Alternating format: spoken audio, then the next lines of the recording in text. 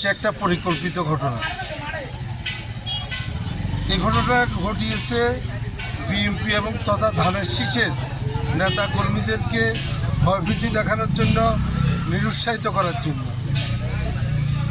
আগুন জ্বালিয়ে মারামারি করে অস্ত্র দেখায় বিএনপির নেতা কর্মীদেরকে মাঠ ছাড়া করা যাবে না, ধানের শীষের সমর্থন করবে না, বরঞ্চ এটা আরও বৃদ্ধি হবে।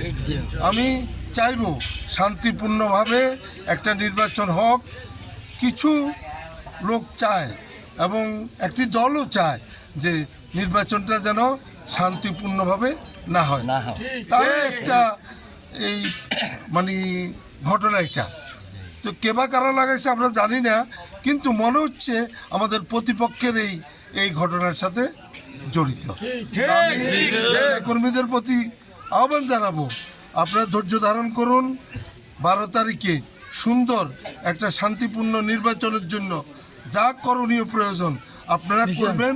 ধানের শীষের পথে কাজ করবেন, মানুষকে বুঝাবেন, ভোটারদেরকে বুঝাবেন ভোট কেন্দ্রে যেন এসে তার ভোটটা সে সুন্দরভাবে প্রয়োগ করে। মিছিলের পরে ওই সব তো বিএনপি অধ্যুষিত এলাকা, এখানে তাদের হয়তো যারা দুষ্কৃতকারী তারা এটা মানে নিতে পারে না। রাত্রে 4টার দিকে আমাদের অফিসে আগুন দিয়ে আমাদের অফিসও পুরা জ্বলে গেছে, বিল্ডিংটা শেষ। পাশে একটা লার্কির দোকান আছে, ওইটাও জ্বলি শেষ, এসকারাবের দোকান। আমাদের বুলু ভাইয়ের অফিস, বিএনপির অফিস 9 নং ওয়ার্ডের এই অফিসটা পুরা দুষ্কৃতকারীরা জ্বালাই ফেলাইছে।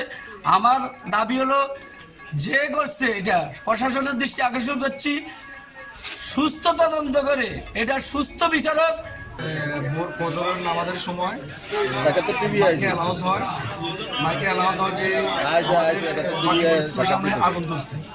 আমাদের দোকানদার উনি দোকান খুলতে এসে দেখে আগুন ধরছে, উনি মাইকে অ্যানাউন্স দেওয়ার পরিপ্রেক্ষিতে এলাকাবাসী ঐক্যবদ্ধভাবে পুরুষ মহিলা সবাই এসে আগুন পানি দিয়ে নিভাতে সক্ষম হওয়াতে আমাদের এখানে অফিসে ছিল আমাদের প্রায় 2 লক্ষ টাকার সামান।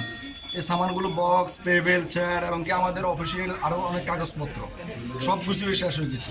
আমিও সকালবেলা আসছি ভোর 5:30টার দিকে আসি, দেখলাম যে ধুমা আর আগুন। তখন আমি এখানে দেখি যে আমার দোকান এটা, আমি এখানে আসি তালা খুলছি। আমি মনে হচ্ছিলাম কারেন্ট থেকে তেল লাগছে। তখন আমি কারণে মিটার বন্ধ করছি, বন্ধ করে গ্যাসের বোতলটা যা আসেন বেগম বার করে গেলি। বাইর করে আলানো আমি দেখলাম যে এখানে মানুষ কেউ নাই, নমাজের জমাতে হবে খাড়াইছে। তখন আমি চিন্তা করে আমি ওই মসজিদে গেলাম, মসজিদে যাই সুর করি আধা করে করলাম যে এই অবস্থা আগুন লাগছে। তখন তো নেতারা শুরু করতে আইসে হাসি তারপরে ওই জাফের সব টালা ভাঙি লিছি, তারপরে ফানি মারা তারপর এই অবস্থায় দেখছি স্যার। 9 নম্বর ওয়ার্ডে এই মালিকের দোকানেগুলো মার্কেটে হওয়ার পর থেকে আমি দীর্ঘ 18 বছর এখানে ভাড়াটিয়ে আছি। 18 বছর পর্যন্ত এখানে ব্যবসা বাণিজ্য করে চলতেছি, নিজের সংসার চালাইতেছি। অতীতে কোনো সময় এই ধরনের ঘটনা আমি দেখিই নেই, হয়নি। কিছুদিন আগে জাতীয়তাবাদী দল বিএনপির একটা অফিস হয়েছে, এটাকে কেন্দ্র করি অফিসের ইয়েতে যাই আমার এটার দুষ্কৃতকারী গতকাল শোডাউন হয়েছে বিএনপির এবং কি মিটিং মিছিল হয়েছে। এরপর থেকে রাত্রে কতক্ষণে হয়েছে কি আসে সেটা জানতে পারিনি। এখন প্রশাসনের কাছে এবং এলাকাবাসীর কাছেও আমি এটা অনুরোধ জানাই যে আমি প্রায় নিঃস্ব হয়ে গেছি, আমার তো কিছু বলতে রাখো না। আমার এখানে অন্তত 6 থেকে 7 লক্ষ টাকার মাল, সব কিছু দেখেন যে এখানে সব ধুলিশাল হয়ে গেছে। আমি এখন নিঃস্ব হয়ে গেছি।